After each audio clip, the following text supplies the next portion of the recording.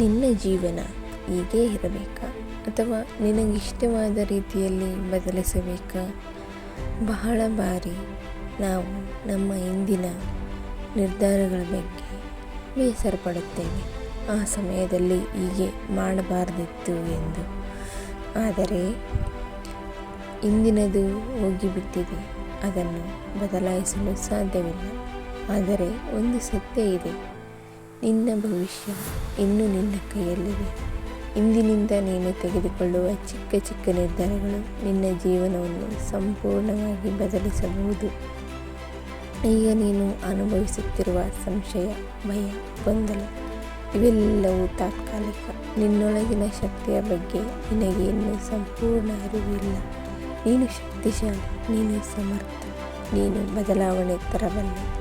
ಪ್ರತಿದಿನ 5 ನಿಮಿಷ ನಿನ್ನ ಮೇಲೆ ನಂಬಿಕೆ ಇಡು. ನಾನು ಮಾಡಬಲ್ಲೆ ಎಂದು ಹೇಳು. ನನ್ನ ಜೀವನ ಬದಲಾಗಿದೆ ಎಂದು ಕಲ್ಪಿಸು.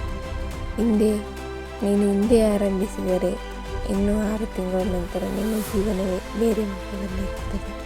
ನೆನಪಿರಲಿ, ನಿನ್ನ ಜೀವನದ ಹೊಣೆ ನಿನ್ನದೇ. ನಿನ್ನ ಕನಸುಗಳಿಗೆ ನೀನೇ ಕಾರಣ. ಇವತ್ತೇ ಆರಂಭಿಸು. ಮೋಟಿವೇಶನ್ಗಳಿಗಾಗಿ ಜೀವನ ಜ್ವಾಲ ಚಾನಲನ್ನು ಸಬ್ಸ್ಕ್ರೈಬ್. Thank you.